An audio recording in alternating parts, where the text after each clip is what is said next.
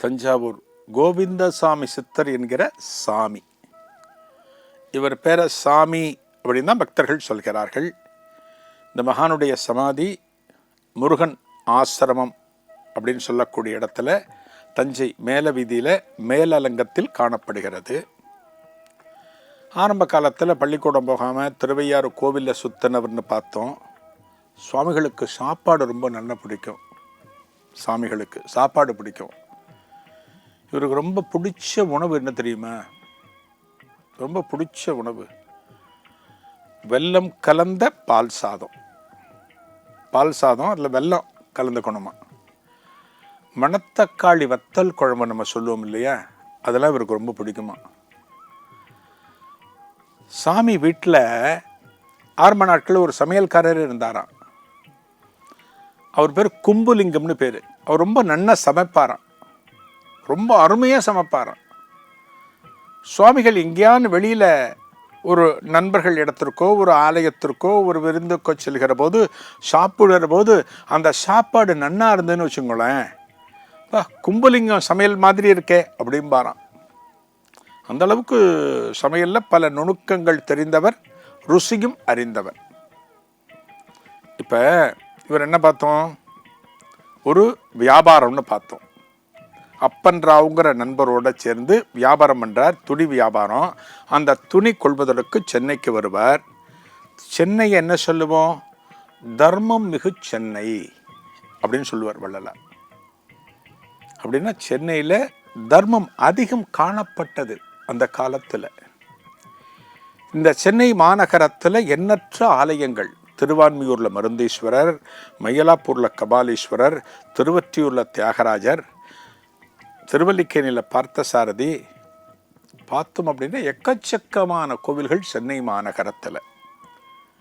இந்த சென்னை மாநகரத்திற்கு துணி கொள்முதலுக்காக வந்தபோது இந்த ஆலயங்களை தரிசிக்கிற போது சுவாமிகளுடைய மனம் மெல்ல மெல்ல மெல்ல மாறியது.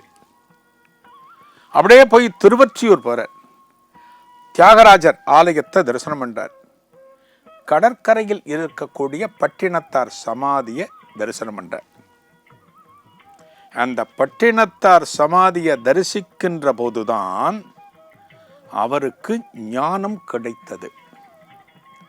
அதாவது காதற்ற ஊசியும் வாராது கான் கடைவழிக்கேன்னு சொன்ன அந்த பட்டினத்தாரை தரிசித்தவுடன், அவரது வாழ்க்கையை அறிந்தவுடன் ஒரு மிகப்பெரிய ஞான தெளிவு தனக்கு ஏற்பட்டதாக சொல்கிறார் சாமி. பட்டினத்தார் கடைசியில அடங்கின இடம் திருவொற்றியூர். ஆனால் கோவிந்தசாமி சித்தருக்கு ஞானம் கிடைத்து தனது வாழ்க்கையை துவங்கிய இடம் திருவொற்றியூர். அதே பட்டினத்தார் கோவில். அங்கதான் அவருக்கு ஞானம் கிடைச்சது.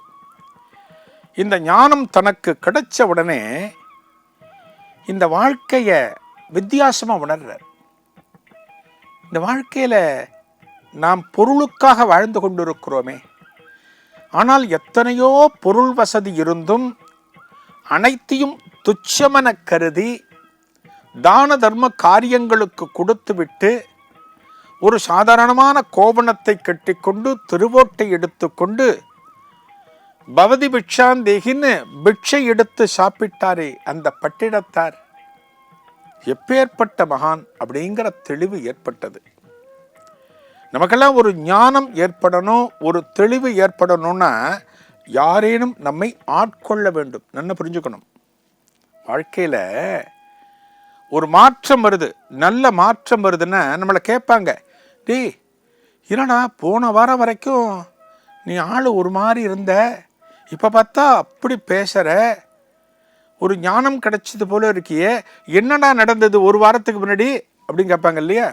அப்போ நம்ம சொல்லுவோம், இந்த கோவிலுக்கு போனேன், இன்னாரை பார்த்தேன், அதனால் எனக்குள்ள சில மாற்றங்கள் ஏற்பட்டது, நான் இனிமே இதுதான் வாழ்க்கைன்னு உணர ஆரம்பிச்சேன்னு சொல்லுவோம் இல்லையா.